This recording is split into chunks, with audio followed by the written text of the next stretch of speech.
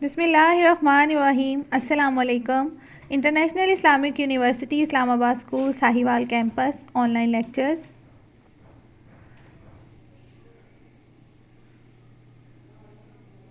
ये हमारा जमात सोम का ग्रामर का लेक्चर नंबर 2 है।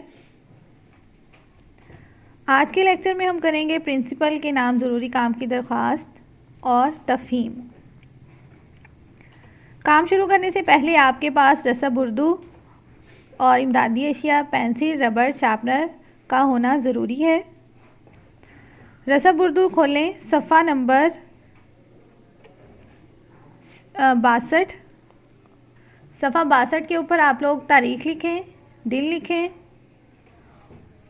और सबसे पहले आप लोग पेंसिल तराश करें।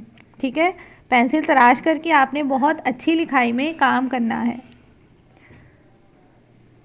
अगर आप हमें घर में कोई ज़रूरी काम हो या हम बीमार हों, कुछ भी हमें इस तरह का मसला हो, तो हम अपने प्रिंसिपल के नाम या हेडमास्टर के नाम दरख्वास्त लिखते हैं। ठीक है, तो ऐसी ही आज एक हम दरख्वास्त लिखेंगे।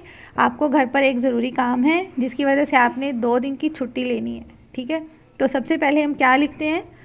हाँ जी, बताएगा कोई? दरख्वास्त लिखने के लिए सबसे पहले हमारा फॉर्मेट क्या होता है? हाँ जी, बखिदमत जनाब प्रिंसिपल साहिब, बखिदमत जनाब principal, international Islamic university Islamabad school Sahiwal campus. ये फर्स्ट लाइन है, पहली लाइन है। आपने पहली लाइन के ऊपर लिखनी है। अगर नहीं आती तो आप अगली लाइन में लिख सकते हैं। ठीक है, बहुत अच्छी लिखाई हो, ना बहुत बड़ा लिखना है आपने, ना बहुत छोटा लिखना है, बहुत प्यारी लिखाई में काम करना है। उसके बाद अगली लाइन में लिखें जनाब आलिया। जनाब आलिया, मुअद्दबाना गुजारिश है कि मुझे घर पर एक ज़रूरी काम है जिसकी वजह से मैं स्कूल हाज़िर होने से कासिर हूँ। मेहरबानी फरमाकर मुझे 2 यौम की रुख्सत अनायत फरमाई जाए। खुदा आपका इकबाल बुलंद करे। उससे अगली लाइन में आपने लिखना है दरख्वास्त गुजार। उससे अगली लाइन में आपने अपना नाम लिखना है और उससे अगली लाइन में आपने अपनी जमात लिखनी है। ठीक है, और उसके बाद आखिरी लाइन में आपने तारीख़ लिखनी है जो आज की होगी। ठीक है, आप लोगों ने इसी फॉर्मेट पे दरख्वास्त लिखनी है।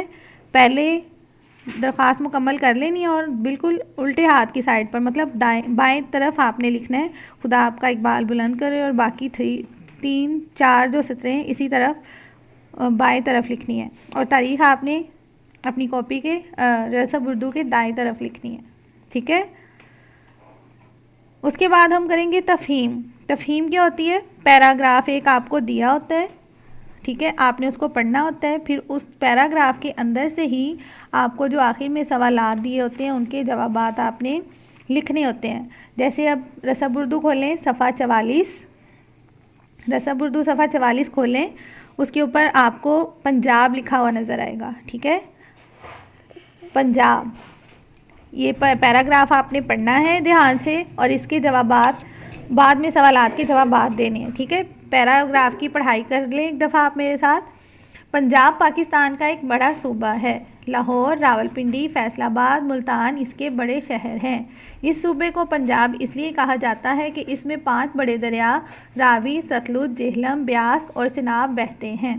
पंजाब के ज़्यादातर लोगों का पेशा ज़राअत है, मतलब पंजाब के ज़्यादातर लोग जो हैं वो खेती बाड़ी करते हैं। इस सूबा के लोग बहुत मिलनसार और मोहब्बत करने वाले हैं।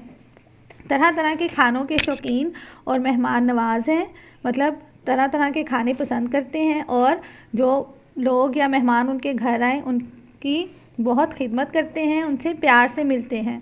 मेलों ठेलों के भी दिलदादा हैं। कौमी, मजहबी और इलाकाई त्योहारों को जोशो खरोश से मनाते हैं।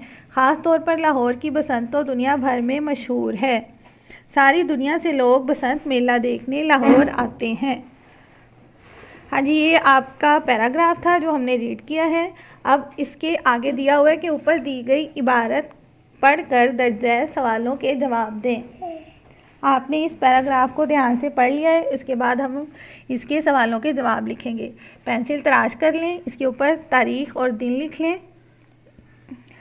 हाँ जी, सबसे पहले आपके पास सवाल क्या है कि सूबा पंजाब को पंजाब क्यों कहते हैं? सूबा पंजाब को पंजाब क्यों कहते हैं? हाँ जी, इसका क्या जवाब है?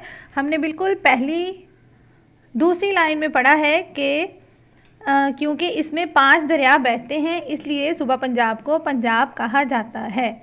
इसका जवाब लिखेंगे, क्योंकि इसमें 5 बड़े दरिया बहते हैं। सूबा पंजाब को पंजाब इसलिए कहते हैं क्योंकि इसमें 5 बड़े दरिया बहते हैं। उसके बाद सवाल 2 है, सूबा पंजाब के 5 दरियाओं के नाम क्या हैं? अभी पढ़ा है ना आपने, बिल्कुल सेकंड लाइन में, दूसरी लाइन में लिखा हुआ है। हाँ जी, कौन कौन से हैं? रावी, सतलुज, जेहलम, ब्यास और चनाब। शाबाश। उसके बाद सवाल 3, लाहौर की क्या चीज़ दुनिया भर में मशहूर है? मोस्टली बच्चों को पसंद होता है ना। हाँ जी, पतंगे उड़ाना। हाँ जी, शाबाश। लाहौर की बसंत दुनिया भर में मशहूर है। उसके बाद है सवाल 4, लाहौर के रहने वाले किस चीज़ के शौकीन हैं? क्या पसंद है लाहौर के लोगों को? हाँ जी, शाबाश। हाँ जी, तरह तरह के खानों के शौकीन हैं। उसके बाद है सवाल 5, पंजाब के ज़्यादातर लोगों का पेशा क्या है? पंजाब के लोग क्या करते हैं? आपने इसी पैराग्राफ में पढ़ा है, तीसरी लाइन में बिल्कुल लिखा हुआ है कि पंजाब के ज़्यादातर लोगों का पेशा ज़राअत है। उसके बाद सवाल है हमारे पास 6, दर्ज झैल अल्फाज के मायने आपने लिखने हैं और इनके जुमले भी बनाने हैं। सबसे पहला लफ्ज़ है हमारे पास शौकीन। शौकीन का मायने लिखें, पता है किसी को? हाँ जी, शाबाश। शौकीन का मायने है शाइक, मुश्ताक। तो इसका जुमला क्या होगा? आप इस जो आपको पैराग्राफ दिया हुआ है तफहीम के लिए, इसमें से भी आप जुमले बना सकते हैं। सबसे पहला जुमला है कि लाहौर के लोग तरह तरह के खानों के शौकीन हैं। उसके बाद है दूसरा जुमला दिलदादा। दिलदादा का मायने होता है आशिक। अहमद क्रिकेट का दिलदादा है, मतलब जिस किसी चीज़ का शौक़ हो। त्यौहार, खुशी का दिन। हम हर साल बहुत से त्यौहार मनाते हैं। क्या लिखेंगे आप लोग? हम हर साल बहुत से त्यौहार मनाते हैं। उसके बाद है मिलनसार। मिलनसार वो होता है जो हर एक से खुश इखलाकी से मिले। ठीक है, सूबा पंजाब के लोग बहुत मिलनसार हैं, लिख लिए।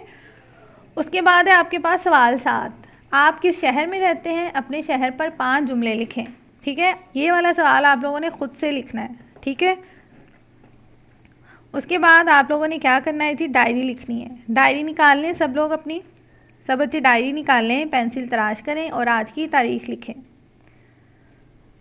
849 आपने हल करना है। सफ़ा नंबर 48 और 49 में आपको तफहीम दी हुई है, वो आपने हल करना है। और साथ आपने हज़रत उमर फ़ारूक रज़ी अल्लाह अन्हु का दौरे हुकूमत की तहरीरी जाँच तैयार करनी है। ठीक है, ये आप लोगों का घर का काम है। उसके बाद अगले लेक्चर में हम तहरीरी जांच करेंगे हज़रत उमर फ़ारूक रज़ी अल्लाह अन्हु की। आप लोगों ने तहरीरी जांच बहुत अच्छे से याद करनी है।